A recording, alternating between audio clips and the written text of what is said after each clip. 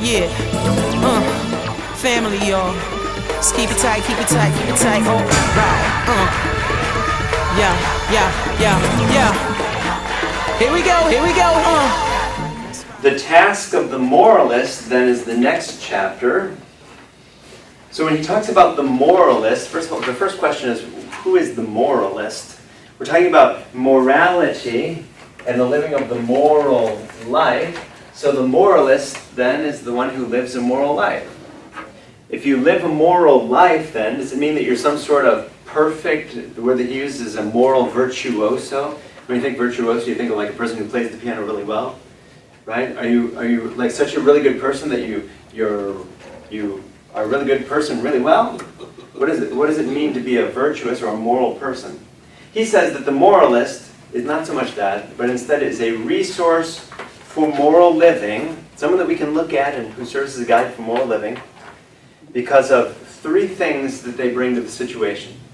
They bring sensitivity, they bring reflection, and they bring a certain method to our discernment of who we should be and what actions we should perform, of who we should be and what we should do. The moralist brings three certain things to our judging of how to be and who to be and what to do. The first thing that the moralist brings to the situation is sensitivity. What does that mean to be sensitive? I'll admit I've known a few priests in my day who are a little less than sensitive. Maybe you can think of a few examples yourself of people in the world who are less sensitive. There are just some people in this world who are less sensitive for whatever reason. Either they are self-absorbed and are more interested in themselves and the things going on in their world than in others. Whatever reason, there are certain people who are less sensitive to what's going on around them and less sensitive to the needs of others. So sensitivity is the first thing that we bring to moral situations. Father Richard says, moral living begins with the heart. Think about this for a moment. Sensitivity is a thing of the heart. He says, living a moral life doesn't begin in the head. It's not about what you know. It begins in the heart. With values, and with the valuing of persons as persons, because that's something that you can't get to with your mind. Well, I should respect her because of who she is as a human person. Okay? It's a matter of the heart, argues Father Richard. He points to Carol Gilligan, who said that authentic moral living is impossible without things like love and empathy and care. Without love, you're not going to be living a moral life. If you're going to live a moral life, it's got to spring from those virtues. Our sensitivity to God is born in prayer and is nurtured by attention to God's presence and activity, which simply means that there are some times when we think of ourselves as human doings. You'd think that we weren't human beings, right? We are human beings. But you would think, by the way that some people are active in life and run through life, they're human doings rather than human beings. One of the challenges in life is maintaining this active contemplative balance, which simply means that, yes, we're busy, but then there are times when we slow down, and we are, when we're human beings, right? And so that's partly what prayer is, simply that finding a time, a place to be able to slow down and to be able to be with God, to be with ourselves, to be with those mysteries of life. So our sensitivity to God is born in prayer and nurtured by attention to God's presence and activity.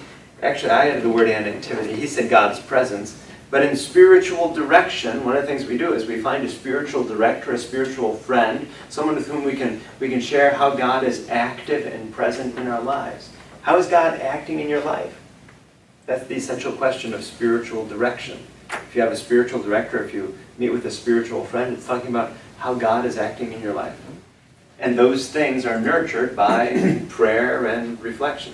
So it takes a certain sensitivity, thinking about more than just ourselves, thinking of things like God and others. Where did Jesus say that our attention should be focused? If you're going to take those 613 laws and boil them down, it's not about paying attention to yourself so much as loving God and loving others. Sensitivity. It's rare that I include a quote this long as part of our notes, but I thought this one was worth copying. Father Richard says, moral judgments and moral convictions spring from a pre-reflective grasp of value. So our moral judgments are a matter of the heart. Before we even think about whether something is right or wrong, there's something inside us, a pre-reflective grasp of value. There's something in my heart that says that something is right or wrong before my head says that it's right or wrong. The heart says it first. And moral judgments and convictions are nurtured both by an affective commitment by the heart to what we care about and by critical reflection, which enables us to understand, assess, and communicate what we know in a pre-reflective way. So first we know it through the heart in a pre-reflective way, and then our mind is making sense of what it is that we just saw, which is why the moderns, remember of course in ethics, when it came to the moderns like Hume, what did he say that ethics was all about? It was all about emotion, right? Our values are shaped by how you feel about certain things, how you feel about whatever issue. After the moralist then brings sensitivity to any situation, the moralist also brings reflection to any situation, which simply means that after we feel that twinge in our heart, however that situation is affecting our heart, in that pre-reflective work of the heart, after that we turn to the mind to try to analyze and communicate what it is that we felt, right? That we felt that something was right or wrong, good or bad. So this reflection then is this time in which we felt something, this pre-reflective response. Now we're trying to figure out what that means. We're reflecting on it. So we reflect and judge what does or does not befit human well-being. There are various temptations. Father Richard says that relativisms of all forms will always be seductive. When he says relativisms of all forms, what he's talking about, things like social relativists, he mentions in our book. Relativists, what's the opposite of relativists? Relative is the adjective. If something's not relative, what is it? It's universal. Do you remember the first class of our course in ethics? The question was, are ethics relative or universal? What's the difference? Universal ethics means that the same rules apply to everyone of all times and all places, period. That's universal. Thou shalt not lie. It should apply to everyone of all time in all situations. It should be universal. Relative, then, is the opposite. Relative is that something depends. Depends on the situation, the circumstances, the person. And so he says that we're often tempted toward relativism, but we have to be careful because social relativists, for instance, look to society, and if society says that something is good, then that thing is good. If society says that it's bad, then it's bad. That's social relativism. We talked about that before. How it is that certain societies say certain things are right or wrong?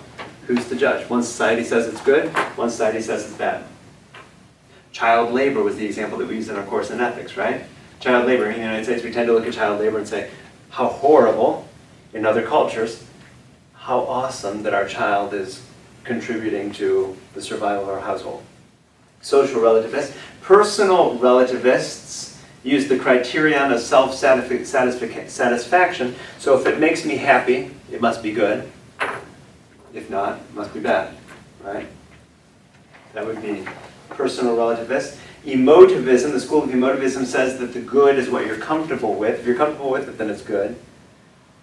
So he says it would be tempting to be seduced, to use his word, by these forms of relativism.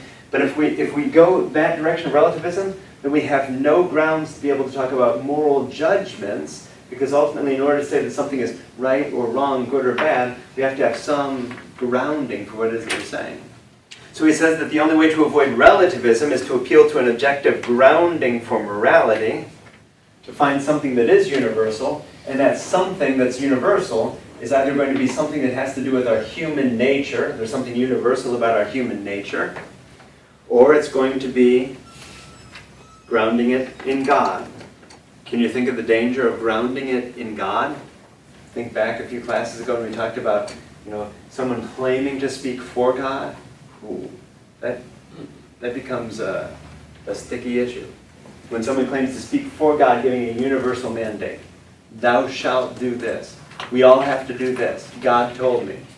The Western Catholic tradition then, the Roman Church and its sister churches, have tended to see the downfalls in both approaches and tended to come down on the side of what we've come to call since the 1960s critical realism. Critical realism comes from another Jesuit named Bernard Lonergan. Can we think of another Jesuit who was born in 1904 and who died in 1984? Have we seen those dates before? That would be Karl Rahner.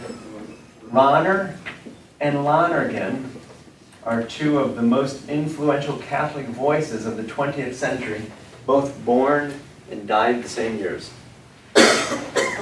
So Bernard Lonergan, a Jesuit priest, Father Bernie Lonergan, he came up with how it is that our moral evaluation, determining whether something's right or wrong, follows the same structure as our human knowing, which means what in English? He said that as human beings we do three things. We experience something, we understand that something, and we judge that something to be right or wrong, good or bad. We see something, we understand it, and we judge it. That was Father Bernard Lonergan. Think about that in your own experience. You see something, you try to understand what's going on, and at the end of the day, you come to a judgment about that. So experience then, in this model, is the beginning of knowledge. We have to experience something first.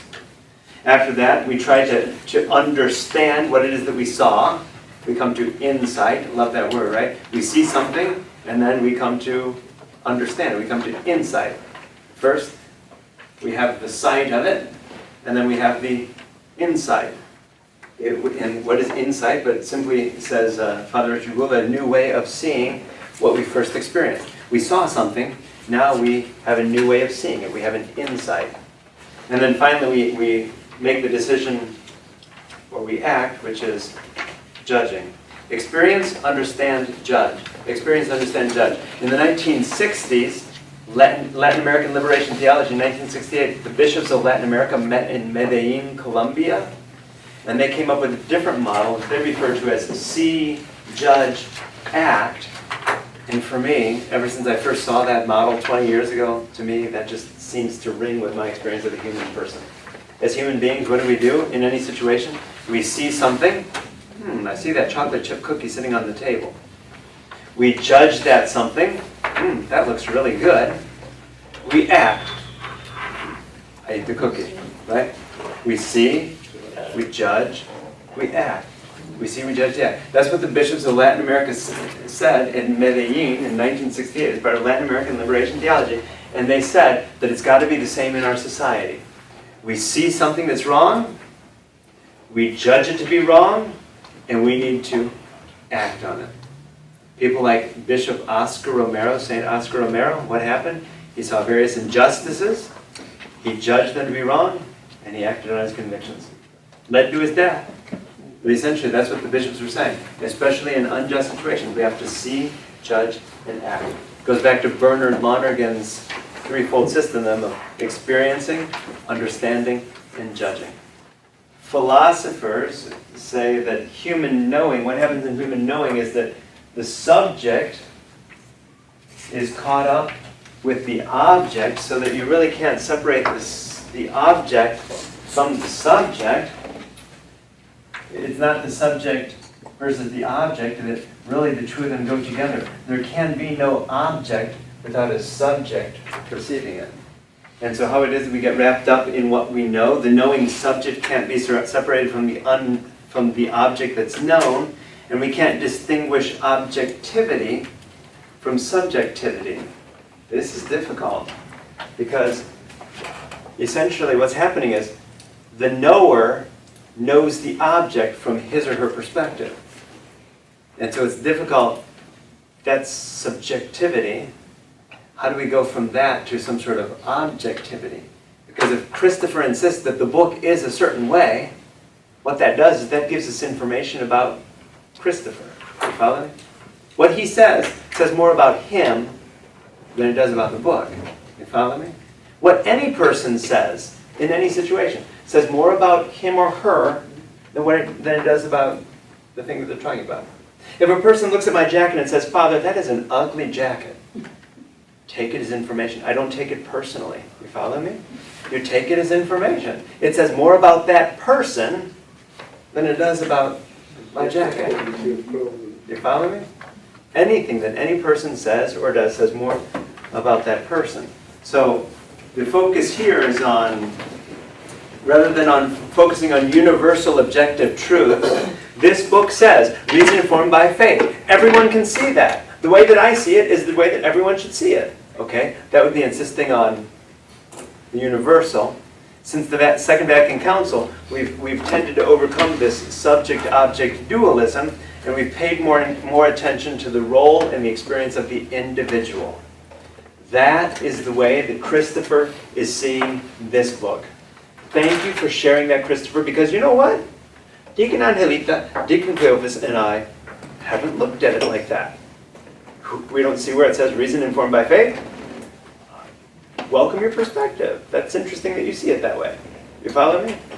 How interesting that Rafaela and Becky tend to see it from your perspective too. Huh, interesting. You're not alone. You're not the only crazy one in the room. We don't see what you're seeing. We don't see what you're seeing, but at the same time, isn't that part of the richness of life? And in life and relationships, think about it for a moment. Any two people who look at the same thing will see it from different perspectives, right? Child comes home with a certain grade. One parent reacts one way, one parent reacts in another way. They're looking at the same thing from two different perspectives. So, since the Second Vatican Council, we've tended to focus more on the individual rather than on the universal. Before, when it came to people like the philosophers, Aristotle, remember all of those philosophers? They were trying to come up with universal definitions that all human beings are going to fit the same definition. Wait a minute. Since the Second Vatican Council, we had to focus less on universals, more on the individual. So according to this line of thinking then, our moral beliefs then are simply approximations of the truth and need to be revised in light of better evidence and improved reflection. Right? Our moral beliefs are approximations of the truth, meaning what I believe about this book is my truth about this book, but I've got to be open, instead of insisting that everyone see the book the way that I see the book, I've got to be open to seeing it from other perspectives and to learning from other people. When Terry says to me, Father, it really does say reason informed by faith. Not seeing it, but at the same time, that new data somehow plays into my perspective. Our formulations can never fully capture the intricacies and complexities of our values. We have a value about not lying, but when we say, thou shalt not lie, that doesn't fully capture it because, remember, it didn't give Terry very good advice when answering the door, right? We have certain values, and then we try to articulate those values, and sometimes our articulation of it doesn't work as well as we'd like. And so we need to be open to revising our formulations, and we need to express our moral judgments more tentatively. And the church has sinned against this more than anyone probably, right? That sometimes the church says that certain things are right and certain things are wrong, certain things are good, certain things are bad. Father Richard Gould is saying, wait a minute, maybe our judgments should be more tentative, right? Instead of saying that birth control is bad, maybe birth control by certain people in certain situations for certain reasons could be bad, maybe. Follow me? Maybe our statements need to be more tentative than universal. And that way we come to a fuller grasp of the truth by collaborating with various perspectives, various experiences, various questions. And Father Richard says our greatest danger is to stop too soon and to claim too much based on too little. Love that. The greatest danger is for me to stop thinking that the book is what I think the book is. Follow me? Without getting the perspectives and the experiences of all these other people. Without Maria telling me, Father, there's more to an experience of a book than just the back cover. Let me show it to you. Right? The danger is stopping too soon and claiming too much on the basis of too little. I see very little.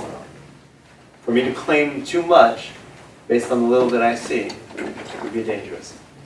And then the last thing that the moralist brings, in addition to sensitivity and in addition to reflection to any moral situation, is that the moralist also brings a certain method, which simply means that now that we've judged something to be right or wrong, good or bad, now we have to do something about it.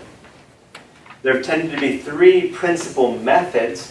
We've heard two of these before, the teleological and the deontological. What is teleological? Teleological comes from the Greek word telos, which means the end or the goal. So it's beginning with the end in mind. It's looking toward the goal. What I do is determined by my goal. The deontological method is being mindful of laws, duties, rights, or obligations. What I do is determined by a certain law or duty or obligation. The responsibility method we haven't seen before, and that's acting in a way that fits what's going on. Which leads me to believe that Terry acted responsibly in lying to the person at the door. Whoa, what a reframing is that? Here she's been, ever since that incident, living with all that guilt. Terry, got good news for you. Rather than staying awake in the late hours of the night, feeling guilt for what you did, the responsibility method then would take a look at it and say, you know, what you did fit what was going on. Birth control. Rather than losing so much sleep about using whatever form of birth control and or having received that tubal ligation, wait a minute, what you did fit the circumstances.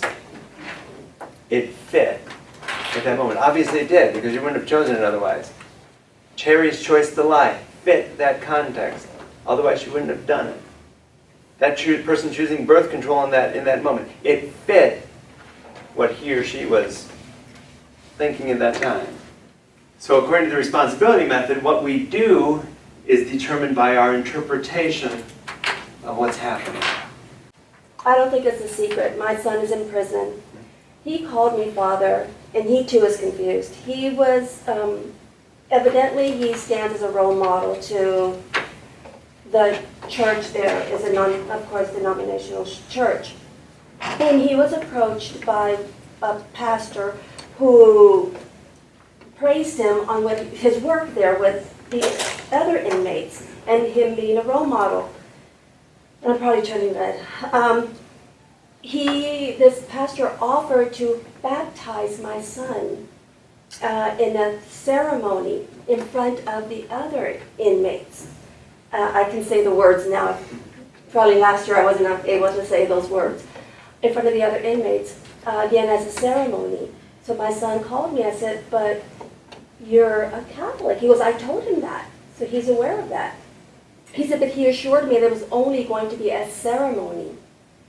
So my son is conflicted as to whether or not he should proceed with this ceremony to maybe encourage the other inmates to follow through and maybe move them toward getting closer to God. I'm not sure. And maybe he sees in my son the criteria here, the sensitivity, the reflection, the heart values, sensitivity to God, born in prayer, he's being nurtured, the attention of God, all of this. So that is a perfect example. Let's take a look at that in light of all three of these methods here. The teleological is doing something with the end in mind. So, let's think about it for a moment. If I were to be baptized, thinking that by my being baptized, I know I'm a Catholic, I was baptized once, I can't be rebaptized. But by being baptized again, it'll serve as a model for others, and it'll bring others closer to Christ. That's the teleological method there, doing something with the end or the goal in mind. Ooh. So maybe that's not so bad. So far so good? Yeah. Deontological, what's the deontological method now? That's the following of rules. Ooh, this one could be a little complex here, because the Roman Church has always said, thou shalt not be rebaptized. It gives you an indelible character, which means it's something you can do once. You do it once, and that's your chance. If you were baptized as an infant and it wasn't your choice, sorry. Like marriage. Sorry. Ever. It has an indelible character, and once you've done it, it's done forever. And that has been the standard of the church on marriage as well, which is why the Roman Church has come up with this process of annulment, this legalistic parsing of a marriage, because if the marriage happened validly, then it's valid forever and then some. But if it didn't validly happen, let's see if we can put our lawyers to work figuring out how it really didn't happen. It wasn't valid in the first place. It wasn't done. So the deontological approach then is all about the following of rules. Lots of persons who subscribe to that in many faith traditions. The following of rules. So that a person in that position might be like, you know what, I'm tempted to get rebaptized, but at the same time, I can't do it. Okay? So do you do it because you could be a witness to those and model for others? Do you not do it because you need to follow the law? The responsibility method, how is that different? That's acting according to what's fitting in that moment, which is why since the 1960s, many of us have been more hesitant to judge. Before the 1960s, as priests, it was our job to judge. And that language carried over after the 1960s. In the new document that they prepared for on the Sacrament of Confession in the late 1960s, they talk about how it is that the priest should be a judge. I don't share that view so much. That is to say, I'm not here to judge. There's one person who knows your heart a lot better than I ever will. But here, you do what's fitting in that situation, which simply means that, think about anything that someone else has done in your family, among your friends. You wouldn't have done it yourself. You don't like the fact that they did it, but they did it, and it's done. And they probably did it for a reason that was right to them at that moment. She came home with a tattoo in a place that everyone is going to see that tattoo for the rest of her life. Dumb. Wouldn't have done it myself. But at the same time, if we understand that person, the more that we know and understand that person, well, we know that person was with that friend who is a big influence in her life right now, and she's at a stage in life where she wants to fit in and wants to, I mean, you start seeing how it is that people act to do what they believe to be right in certain situations. And once they've done it, lo hecho está, what's done is done. The Chinese proverb, water, easy to pour, hard to recover. Once it's done, it's done, right? So we just have to figure out, okay, how do we move forward? You're going to judge them and tell them, you shouldn't have done that? Which may be one of the differences between us as part of the independent Catholic tradition and other Catholic traditions, because I have had people who come to me in confession with such great guilt that they've been carrying around for decades. They have not come to communion for 20 years because they believe that they've been living in sin for whatever it is that they've been told is wrong. I've been using I haven't gone to confession for 20 years because I was using birth control and I was told that I was living in sin and this and that. The ontological method, right? Follow the rules. Don't ask who invented those rules. Just follow the rules. Other methods then would ask different questions. Well, why did you use birth control? Ooh, you did it with some goal in mind? Teleological method, right? With some goal or some end in mind. Well, I didn't want to become pregnant because we already have 4 kids together and we're struggling to make ends meet, and okay. The responsibility method, doing what's right in that situation, in that context. Maybe using birth control is not an evil sin. Maybe what you did was right. And I apologize for the church who told you that what you've done is evil and bad and has kept you from communion for 20 years. Maybe what you did was good in your situation. How is that for turning a person's world upside down and on its head? What do you do with that after you've lived with certain feelings or certain guilt for so long? I'm divorced and with another person, and so I haven't gone to communion for 12 years. Cool, get on with your life, right? You know? How are you going to continue growing your relationship with God and others if you're not nourishing yourself with the Word and the body and blood of Christ, etc.? Certain things that we're taught can hang heavily. And you know, Father, not just on that individual, but their children as well. Their children witness that the Roman Catholic Church shuns the parents for whatever the reason may be, and the parents either stay away from the church, the Roman Catholic Church, and then the children then stay away from the Roman Catholic Church as well. Or other churches, other faith traditions. I mean, it's Yeah. interesting. It's interesting. The things that we're taught in different faith traditions, at some point we have to ask ourselves, and that's why the study of moral theology is so important. Are these things really right and or wrong? And why do we say that?